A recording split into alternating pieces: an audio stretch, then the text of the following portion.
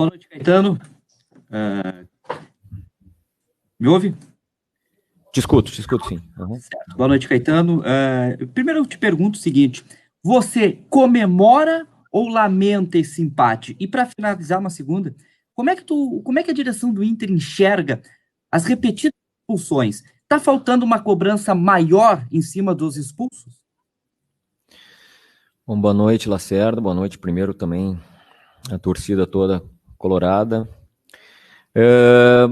Eu acho que hoje nós não temos nem que comemorar e nem lamentar. Nós viemos aqui para vencer o jogo. Eu acho que demos demonstração disso o tempo todo, querendo a bola, querendo colocar o adversário, que também tem como característica posse de bola, para dentro do seu campo, né? O Grenal, por si só, como histórico, né, como tradição, ele tem poucas oportunidades de gol, né? E tivemos no primeiro tempo, tivemos também no segundo, mas fizemos o gol de pênalti. Nós sempre vamos para vencer, a gente está e vai perseguir o primeiro lugar novamente. Isso é o intuito de todos nós aqui, do grupo, da comissão, da diretoria e também do torcedor, e nós vamos perseguir até o final. Em relação aos expulsos, realmente não é fácil. 3 jogos em sequência, jogar com um homem a menos, no momento que vivemos, de muito desgaste físico, de viagens, você tem que se superar praticamente um tempo inteiro. Realmente é difícil, Lacerda, mas assim, todo e qualquer tipo de cobrança, isso vai ser internamente. Eu acho que às vezes tem que equilibrar essa ansiedade, essa vontade de ganhar e não se transformar em algo pior. Porém, eu queria aproveitar a tua pergunta, já que seremos poucos aqui, para contextualizar aí alguma coisa relacionada à arbitragem, tá? Quero registrar que considero o Klaus, que eu já conheço há muitos e muitos anos, talvez o melhor árbitro no Brasil, mas hoje ele parecia que estava fazendo um favor em apitar um clássico Grenal, né? Todo o tempo à distância. Tivemos o lance do Cortez com 2 minutos, que ele nem foi ao VAR, para um lance realmente próximo de agressão. Depois, o mesmo Cortez foi o que cortou a bola com a mão, e se vocês forem ver no vídeo que eu vi há pouco, ele fez uma força danada para mostrar que foi na barriga, por ele não teria apitado, ainda bem que o VAR chamou. Cortez, naquele momento, já tinha o amarelo, né, pela entrada dura no Heitor, e de novo, não levou o amarelo. Talvez a terceira falta ele tenha sido obrigado a dar o cartão amarelo. Então, eu só queria fazer esse registro. E o segundo registro em relação à arbitragem é que vimos aqui a imagem, o Thiago Galhardo no gol do Grêmio foi puxado pela camisa e nada aconteceu, né? Então, assim, já ouvi dizer que não, a jogada ela foi uma segunda jogada, mas já vi jogos, inclusive do nosso adversário, em que até gol saiu e voltou atrás. Bom, é discussão de arbitragem, só eu lamento que não tenha tido no árbitro, que é talvez o melhor, se não é o melhor, está entre os 3, a mesma vontade e importância que a dupla Grenal deu para esse clássico tão importante do futebol brasileiro e mundial.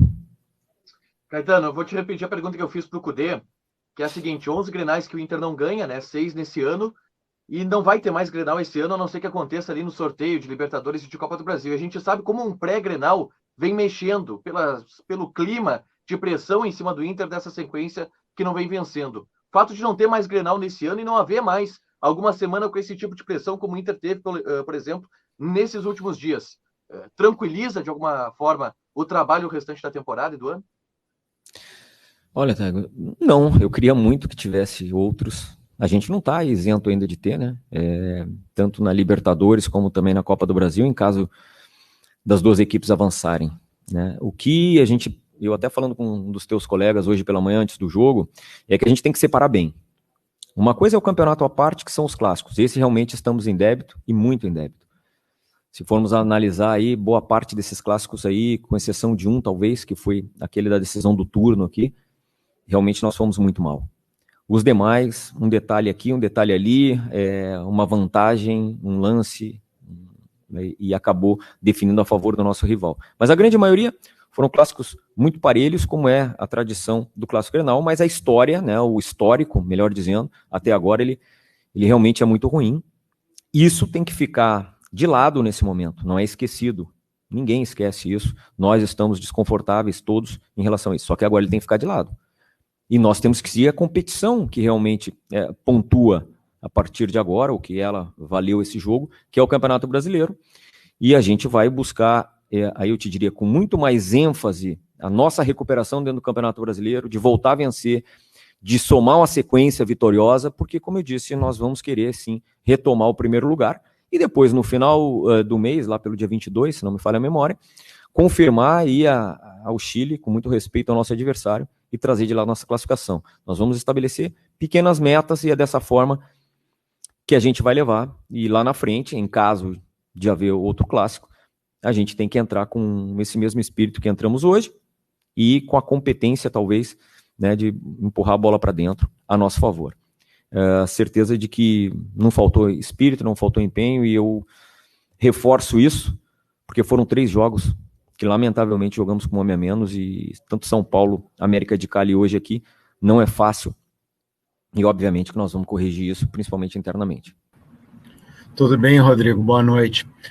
Claro que você citou agora, são 3 jogos, né, com expulsões, né, 3 expulsões seguidas, e isso atrapalha, a gente sabe que atrapalha, ainda mais hoje em dia, atrapalha muito. E são 13 no ano. A gente tem que fazer o recorte, que tem um Grenal que teve 4 para cada lado, mas se tu fizer o recorte ainda são 9, é um número exagerado. O Cudê falou que tem uma questão de conversa interna, é uma conversa que tem que ser só dentro do vestiário entre eles, comissão e jogadores, tem que ter a presença da direção. E me permite uma segunda questão: Edenilson, acabou o assunto Arábia ou segue o assédio para cima dele? Bom, Andrezinho, é claro que nós estamos desconfortáveis com isso, né? Você lembrou bem, né? E eu falei também hoje antes, né? A nossa necessidade de vitória, a busca, a gana de vitória, ela tem que ter digamos assim, um limite, para ela não ultrapassar e muitas das vezes isso virar contra nós mesmos, né? E penso que isso deva ser corrigido, da mesma forma que nós já falamos ali dentro do vestiário agora com todos, de que não foi por causa desse espírito hoje, em que a gente buscou uma situação totalmente adversa, né? Você buscar um empate com um homem a menos contra o seu maior rival, nunca é fácil. Que cheguemos na quinta-feira e não venhamos a repetir o mesmo espírito. Não. Nós temos que, daqui para mais, buscar essa vontade e buscar competência para vencer o Bragantino. Mas não existe conversa no vestiário que eu não esteja, tá, Andrezinho? Independentemente, porque eu realmente, dentre muitas funções e atribuições, eu tenho que fazer esse link entre a diretoria estatutária, né, comissão técnica e atletas. Então, todo e qualquer tipo de conversa, seja ela no sentido de apoio ou de cobrança, eu participo, sim. E é dessa forma que a gente vai seguir. O outro ponto que você perguntou em relação ao Edenilson, olha, a tentativa, muitas das vezes, de clubes, eu não vou aqui limitar somente o mercado árabe, mas a gente sabe como que é o modus operandi lá, acontece, seja por vários atletas, e normalmente atletas de ponta. O Edenilson é um jogador, é um pilar importante da nossa equipe, um jogador realmente representa muito, dentro e fora de campo, já há muito tempo, mas qualquer tipo de negociação, ela necessita obrigatoriamente ser boa para todos os lados, né? Então, enquanto não for boa para todos os lados, a gente não tem novidade para falar, né? E eu também não gosto de cravar esse tipo de situação de que se encerrou aqui e dali. Nós tínhamos há pouco tempo uma negociação praticamente sacramentada em relação ao Potka, e vocês viram que isso não aconteceu. E ele hoje está aí, passou por um período de recuperação de lesão, reintegrado, normalmente cumprindo o seu contrato, e entrou hoje no Clássico. Então, assim, eu entendo, né, porque vocês, ao nos questionarem, estão questionando em nome do torcedor, e compreendo isso. Porém, faço questão de ressaltar que vocês têm que entender que quando nós, clube, não nos manifestamos de forma oficial, é porque realmente a coisa não está sacramentada, seja para chegada ou para saída. E até porque já vi muita coisa no meio do futebol de situações realmente confirmadas e depois não acontecerem. Então, Edenilson segue jogando bem, segue se empenhando da mesma forma de sempre e sendo o jogador importante que é.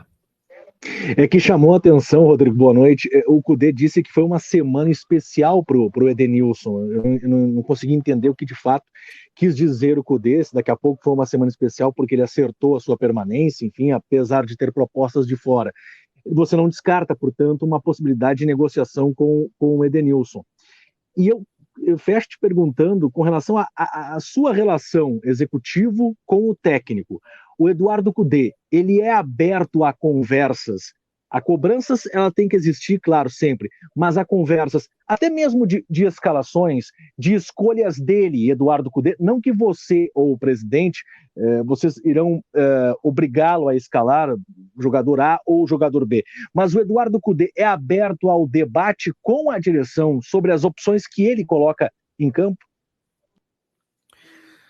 Jason, assim, ele se refere porque o Edenilson não foi viajar por conta da suspensão, né, o seu último jogo suspenso.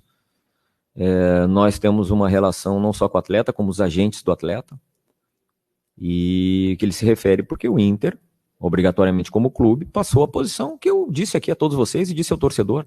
Para que haja uma negociação, ela tem que ser boa para todas as partes. Em não havendo, bom, o jogador cumpre contrato, e os detalhes relacionados ao contrato, a gente jamais entra, porque isso é de foro íntimo do atleta e também, né, do clube. Tem uma questão contratual nisso, né, principalmente de privacidade. Em relação à conversa, óbvio que nós falamos sobre tudo, mas óbvio também que nós respeitamos as nossas funções, porque se eu, como executivo, tenho um técnico no qual eu preciso auxiliá-lo a escalar e fazer as opções, tá tudo errado, tá tudo invertido, né? E eu não vou jamais seguir nesse caminho.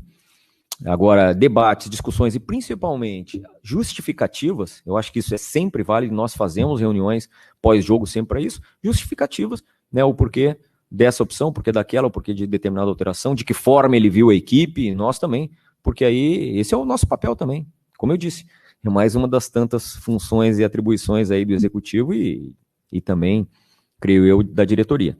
Mas sempre tive uma ótima relação, não só com ele, como todos os técnicos pelos quais eu passei, e todos os técnicos com os quais eu trabalhei, independentemente de tempo, né, de profissão, e é dessa forma. Mas jamais as nossas conversas, pelo menos por mim, elas vão transpirar para fora. Sei, Jason, também que um momento aqui no Internacional é justamente disso, né? De que muita coisa transpire para fora, por motivos óbvios. Foi declarado aí um período eleitoral, então a informação, muitas vezes o boato, a especulação, ela hoje tem grande valor, né?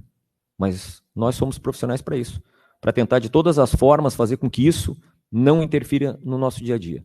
Não contamine aquilo que nós temos como maior obrigação, maior compromisso com o Internacional. É tentar ir bem em todas as competições e é dessa forma que a gente vai seguir.